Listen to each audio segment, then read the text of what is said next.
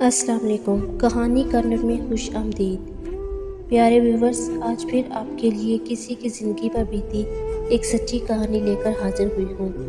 چلیں اپنی کہانی شروع کرتے ہیں۔ میں نے میٹرک کا امتحان دیا تھا جب اچانک والد صاحب کا انتقال ہو گیا۔ ان کو کسی نے گولی مار دی تھی۔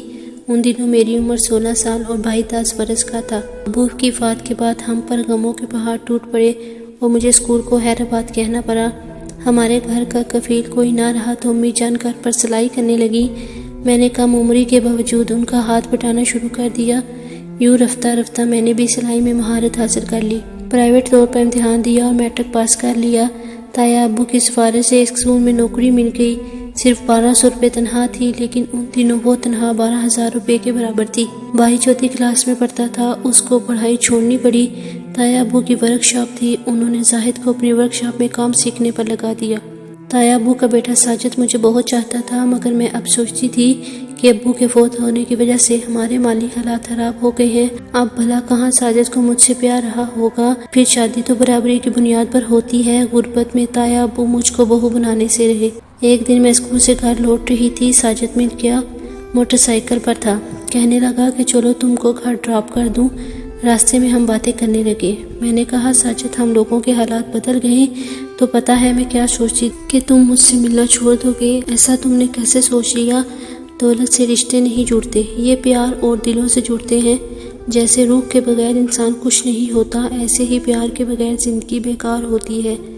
گھر آئی تو سامنے ایک اجنبی لڑکا اور بیمار سی لڑکی نظر آئی۔ پریشان ہو گئی۔ امی بولی پریشان مت ہو، یہ اسد اور اس کی بیوی ہیں۔ پچھلے دنوں جب زلزلہ آیا تھا ان کے والدین گم ہو گئے، ان کا کچھ پتہ نہ چلا کدھر گئے۔ اس لڑکی کا نام آمنہ ہے اور یہ اس کا شوہر۔ آمنہ کا ایک بھائی بیرون ملک گیا ہوا ہے، اب یہ دونوں غم سے نڈھال ہیں۔ یہ تمہاری خالہ کے پڑوسی تھے، انہوں نے یہاں بھیجا ہے۔ میں نے ان کو پناہ دے دی ہے، مگر امی جان ہم تو خود۔ ایسے مت کہو بیٹی، آنے والے اپنی قسمت ساتھ دے کر آتے ہیں۔ امی کے سمجھانے پر میں نے اسد کو بھائی اور ان کی بیوی کو بھابھی مان لیا۔ اسد بھائی بھی زاہد کے ساتھ تایا ابو کی ورک شاپ پر کام پر جانے لگے۔ یوں ہمارے حالات پہلے سے کچھ بہتر ہو گئے۔ ادھر ساجد دل لگا کر تعلیم مکمل کر رہا تھا تاکہ جلد مجھے بیاہ کا گھر لے جائے۔ آمنہ بھابھی کی حالت اب پہلے سے بہتر ہو گئی تھی۔ ایک دن میں اسکول سے گھر واپس آئی تو بھابھی کی طبیعت خراب تھی۔ امی کو انہیں اسپتال لے جانا پڑا۔ رپورٹ آئی تو پتہ چلا کہ وہ امید سے ہیں۔ ہم سب اس خبر سے خوش ہو گئے، مگر بھابھی رو رہی تھی کیونکہ ان کو اپنے امی ابو ساس سسر یاد آ رہے تھے۔ دن ہنسی خوشی گزرتے گئے۔ وہ دن بھی آ گیا جب بھابھی کے یہاں ایک بچے نے جنم لیا۔ اب مجھے پھوپھی اور زاہد کو چچا کہنے والا آ گیا تھا۔ امی جان نے سارے محلے میں مٹھائی بانٹی کہ اسد بھائی کو اللہ تعالیٰ نے چاند سا بیٹا دیا تھا۔ میں نے اس کا نام علی رکھا۔ وہ 1 سال کا ہوا تو ہم نے اس کی سالگرہ منائی۔ جب میں اسکول سے آتی علی میری راہ تک رہا ہوتا۔ جب وہ 3 برس کا ہوا، ایک دن اچانک ہمارے یہاں اس کا حقیقی ماموں آ گیا۔ میں اسکول سے لوٹی تو ایک خوبصورت نوجوان آیا ہوا تھا اور علی سے باتیں کر رہا تھا۔ حیران ہو کر اسے دیکھا تو بھابھی نے کہا فرح حیران مت ہو، یہ میرا بھائی یاسر ہے اور لندن سے آیا ہے۔ واہ، ایسے بھی بھائی ہوتے ہیں جو سالوں بہنوں کی خبر نہیں لیتے۔ اس بات پر یاسر نے چونک کر میری طرف دیکھا اور بھابھی آمنہ سے کہا کیا یہ اتنی بد مزاج ہے؟ ہرگز نہیں، وہ کہنے لگی یہ قطعی بد مزاج نہیں ہے، مگر میری دکھی دنوں کو یاد کر کے ایسا کہہ دیا ہے۔ تبھی بھابھی نے کچھ سوٹ میرے سامنے رکھے اور کہا فرح ان میں سے جو پسند آئے تم لے لو، یہ میرے لیے یاسر لایا ہے۔ بھابھی یہ آپ کے لیے ہیں، آپ ہی پہنے، میں نہیں پہنوں گی۔ ارے بابا لے لو، مجھے کیا خبر تھی کہ یہاں اور بھی لوگ ہیں، ورنہ سب کے لیے تحفے لاتا۔ اگلے دن ساجد آ گیا اور میرے لیے گفٹ لایا۔ تم یہ جوڑا سلوا لو، عید پر پہن لینا اور دعا کرو کہ یہ عید ہماری اکٹھی گزرے، یعنی ہم اکٹھے گھر میں عید منائیں۔ میں اس کا مطلب سمجھ گئی اور مسکرا دی۔ پیکٹ کھولا تو اس میں سبز رنگ کی چوڑیاں بھی تھیں جو بہت خوبصورت تھی۔ اتنے میں یاسر آیا، کہنے لگا واہ، ہمارا تحفہ تو قبول نہیں کیا جبکہ دوسروں کے تحفے لے رہی ہو۔ یہ دوسرے نہیں ہیں، ہمارے اپنے ہیں۔ میں نے ترنت جواب دیا اور اپنا سا منہ لے کر رہ گیا۔ اس کے بعد یاسر نے مجھے مخاطب کرنا بند کر دیا۔ البتہ جب بھی کسی کام سے میں اس کے نزدیک سے گزرتی تو اس کی نگاہیں دور تک میرا تعاقب کرتی تھیں۔ میں سمجھ گئی وہ مجھے پسند کرنے لگا ہے۔ اگر ساجد میری زندگی میں نہ آیا ہوتا تو شاید میں یاسر کا ہاتھ تھام لیتی۔ وقت تیزی سے گزرتا گیا۔ آخر ایک روز تایا اور تائی شادی کی تاریخ لینے آ گئے۔ امی نے خوشی سے تاریخ دے دی۔ جب یاسر کو پتہ چلا تو اس کی حالت غیر ہو گئی۔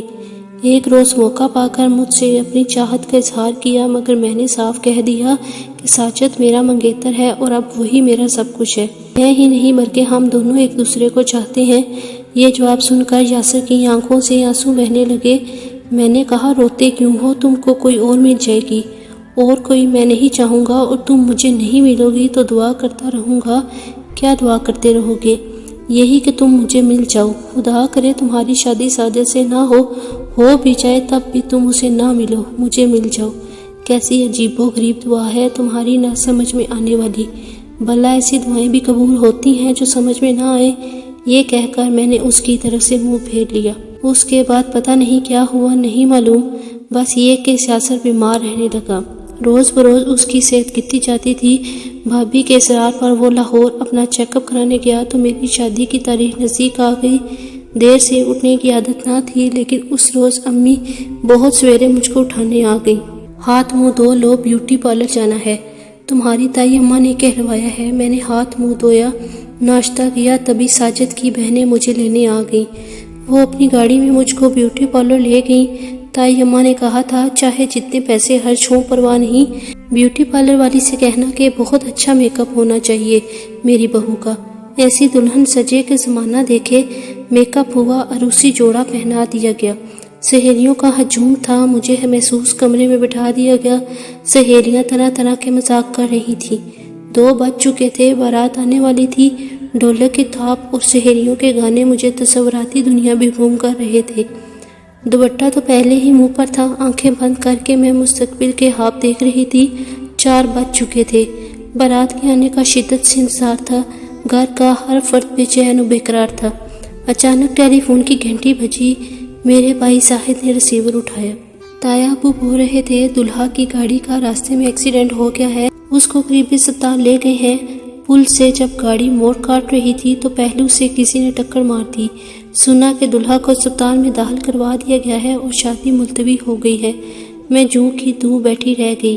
ادھر اسپتال میں ساجد کو ہوش آیا تو اس نے اپنے والد کو بلایا۔ پہلا سوال تھا کہ یہاں سے سسرال والوں کا گھر کتنی دور ہے؟ انہوں نے جواب دیا یہی کوئی 2-4 میل۔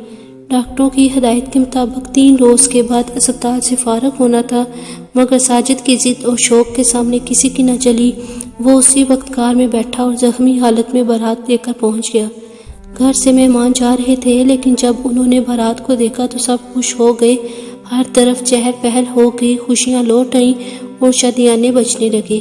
نکاح کے بعد ساجد کو ایک کمرے میں لٹا دیا گیا۔ جب اپنے بستر پر کروٹ بدلتا تو چوٹوں کی وجہ سے اس کو کروٹ لینے میں تکلیف ہوتی۔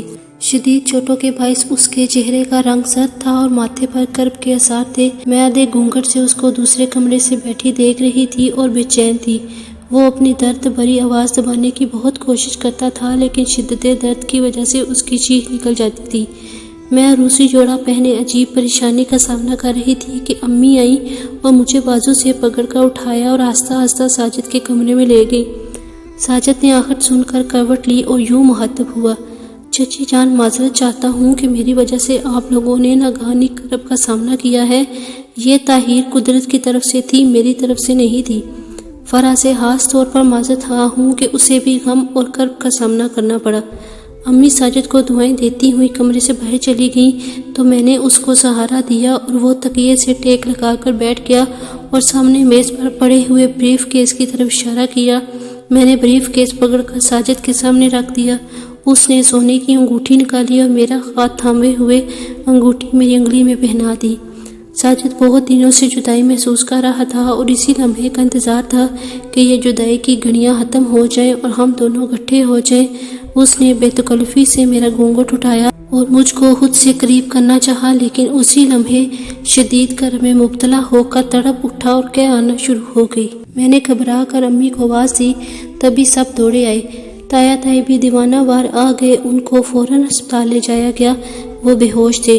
اگلے دن ڈاکٹروں کی 1000 کوششوں کے باوجود وہ نہ بچ سکے اور اپنے حال کی حقیقی سے جا ملے۔ سکتے میں جو کہ توں بیٹھی رہ گئی۔ جب مجھ کو ان کے انتقال کی خبر دی گئی تو مجھ کو یاسر کی عجیب و غریب دعا بھی یاد آ گئی۔ کبھی کبھی عجیب و غریب دعائیں بھی قبول ہو جاتی ہیں۔ یاسر نے جانے کس دل سے دعا کی تھی کہ اس کی دعا قبول ہو گئی، بے شک ادھوری ہوئی۔ میری ساجد سے شادی ہو گئی اور نہیں بھی ہوئی، میں اس کی دلہن بن کر بھی اس کی نہیں بن سکی، اس کی ہو کر بھی اس سے جدا ہو گئی۔ یہ کیسی شادی ہوئی اور یہ کیسی ادھوری دعا قبول ہوئی۔ آج نہیں معلوم یاسر کس حالت میں ہے، مگر جس حال میں بھی ہے کبھی مل گیا تو پوچھوں گی کہ آخر تم نے ایسی دعا کیوں کی جس نے میری زندگی اجیرن کر دی۔